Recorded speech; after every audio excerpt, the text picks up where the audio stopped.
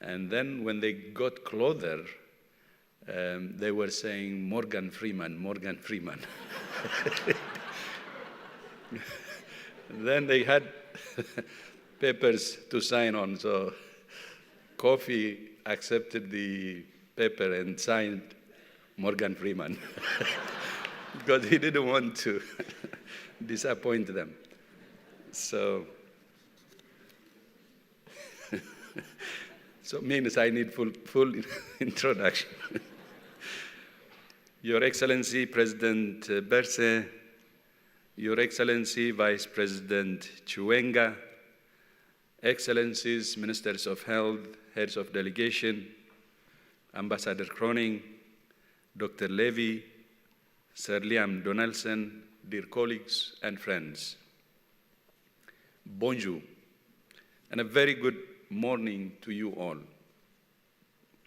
Maybe I will start from Syria, joining His Excellency the President.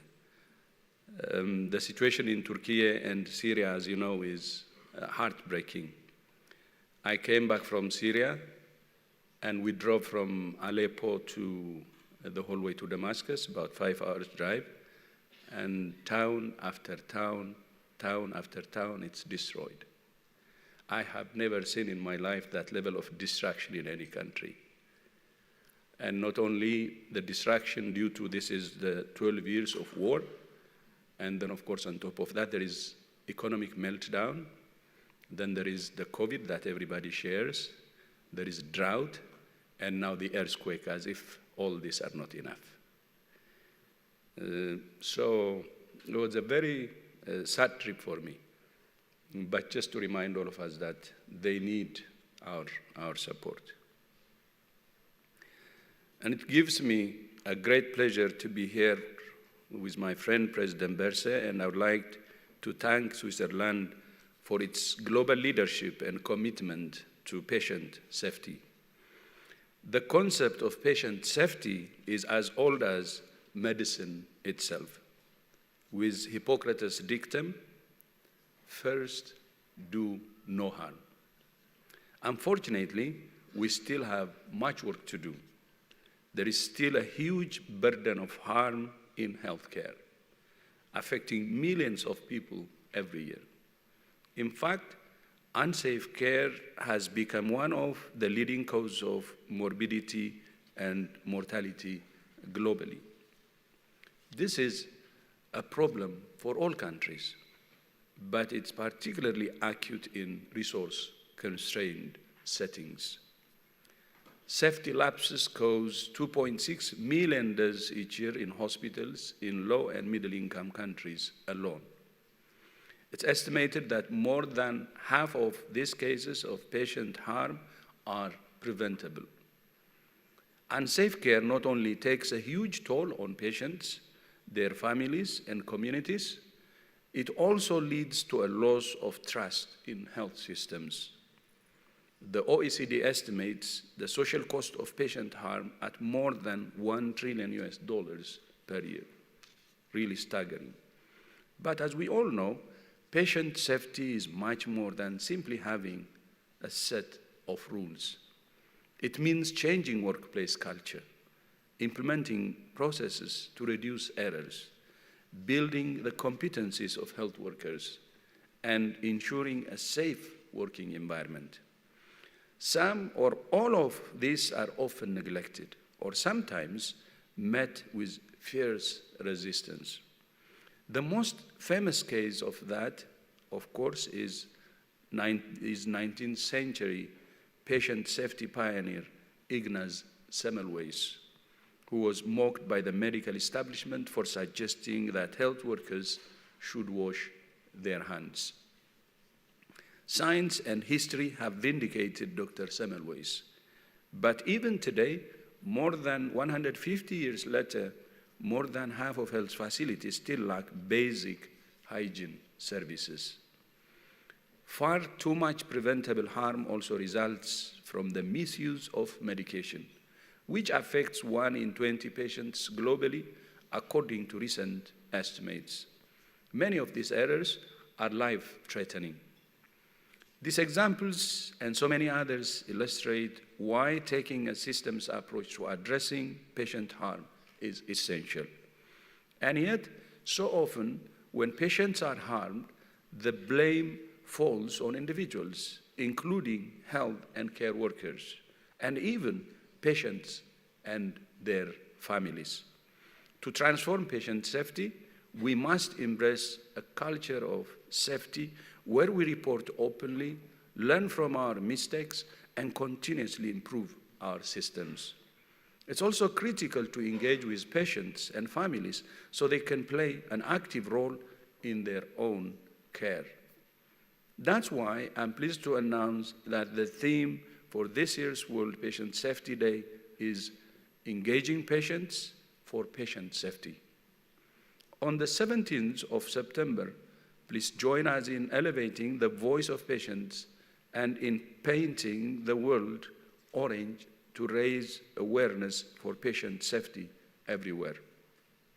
2 years later, the World Patient Safety Day was established by the World Health Assembly, as you remember, in 2019. 2 years later, in 2021, the Assembly adopted the first Global Patient Safety Action Plan, which provides a 10-year roadmap and a comprehensive framework of action for reducing avoidable harm due to unsafe care. At this year's World Health Assembly, we will report on progress in implementing the action plan. Using a member state patient safety survey, we're preparing the first global patient safety report, which will include case studies and best practice examples from around the world.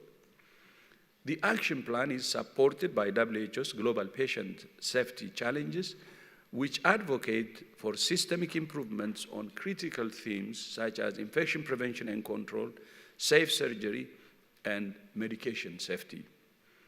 WHO's Global Patient Safety Network and Patients for Patient Safety Network have also played an important role in framing strategies and advocating for patient safety globally. The COVID-19 pandemic has highlighted the critical importance of patient safety.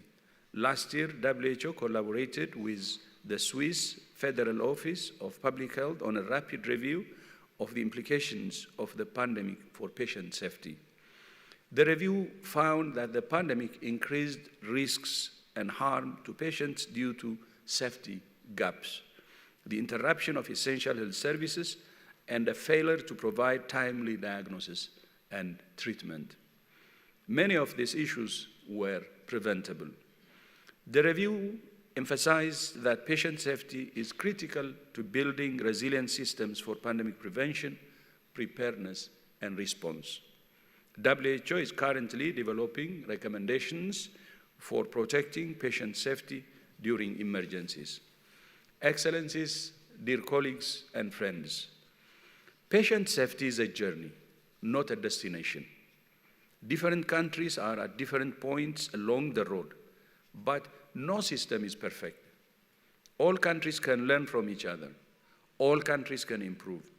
All countries can move further along the road. Let me leave you with 5 areas in which all countries at all income levels can make improvements to make care safer. First, we urge all countries to invest in patient safety as part of their commitment to universal health coverage and health security. Second, we urge all countries to strengthen their systems for reporting and learning from medical errors. That means clear policies and an open culture that allows people to report adverse events without fear of retribution. Third, we urge all countries to strengthen the capacities of their health workforce so every health worker knows the best practice for keeping patients and themselves safe. That means providing health workers with the education, the training, the decent pay, the equipment, and the conditions to enable them to provide the highest quality care. Fourth, we urge all countries to strengthen their data systems for tracking what's working and what's not, so that they can learn and make adjustments continuously. And fifth, we urge all countries to engage patients and their families as active participants in their own care, not passive recipients. Thank you all for your continuing commitment to the patient safety journey. WHO remains totally committed to working with you every step of the way to make care as safe as it can be for all people in all countries. Because if it's not safe, it's not care. Then one last thing, this year is WHO's 75th anniversary. It's April 7. And we will celebrate from April 7, 2023 to April 7, 2024. So I would like to use this opportunity to ask you all ministers here and heads of delegation and others to celebrate WHO's anniversary in your own way. So thank you so much, and I wish us all the best. Thank you.